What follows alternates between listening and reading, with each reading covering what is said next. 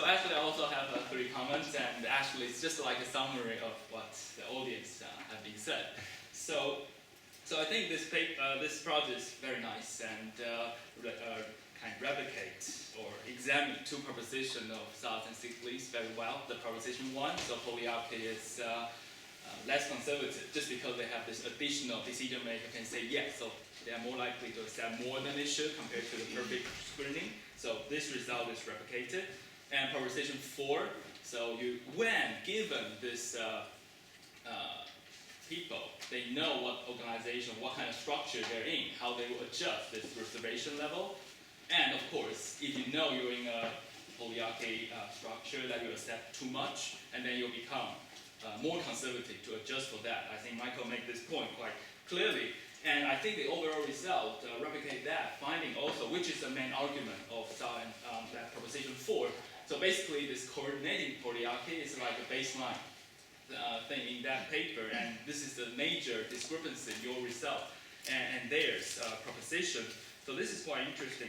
But I think consistent with several comments made by the audiences, my first comment is that probably, like what Ido suggested yesterday, we should really take this learning explanation more seriously. I think there are 3 possible angles we can take. I mean, first is like what Jürgen said, this opportunity for learning, this differential learning opportunity may be different between polyarchy and hierarchy, because hierarchy on average reject more, so you have less opportunity to learn compared to polyarchy because they accept a lot.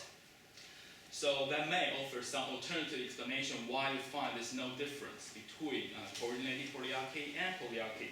And the other is probably it's a little bit trivial, but this payoff, if we consider looser version, then you actually have the symmetrical reward and punishment, so -1 and +1. So basically it suggests that they may learn more from negative feedback. So this may be slightly problematic, so you may take that into account.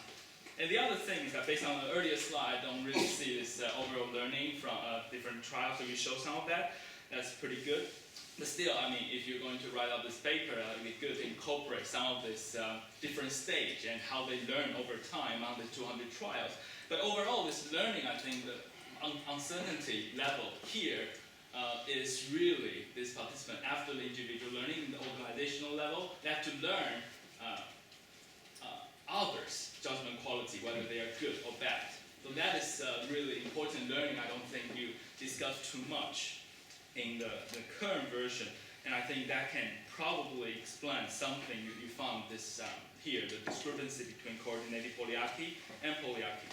And my second comment is that related to what extent this result is sensitive to the framing effect, because I think in the earlier version include this instruction, it's not entirely clear whether this payoff function is totally clear to the participant, so probably some comprehension task may be useful here. And like Marco, you mentioned, actually in South and Stiglitz, the end of their paper, they suggested this veto function. So veto hierarchy and the veto polyarchy. So logically, it's just like a mirror image of what you suggested here. But of course, we all know all this framing effect, social loafing, and all the social and cognitive reasons suggest people may not act in a logical fashion.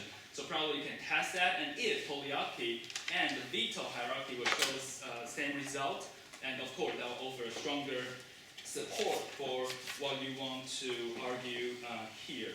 And my third and last comment is, Philip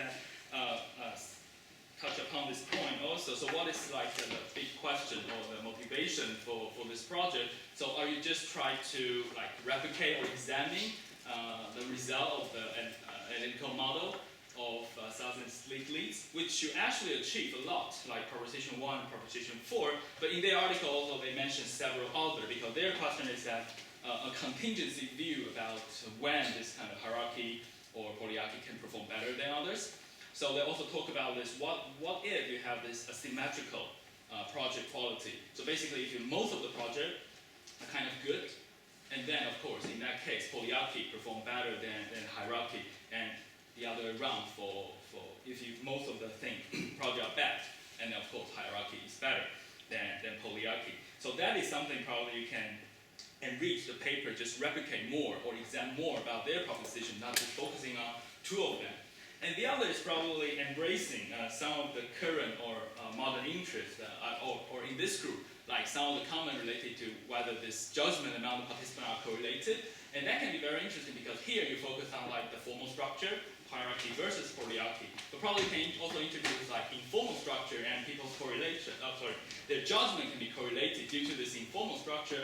And then that can introduce, of course, some simple prediction may be when people's judgment are correlated, then you to have a hierarchy is probably very desirable because then you may not accept more than you should. So something like that probably can enrich your project, like saying something beyond styles and degrees. But overall, I think it's a very interesting project and open up possibility to examine all this analytical result we may have and see whether they touch base with reality. So, great.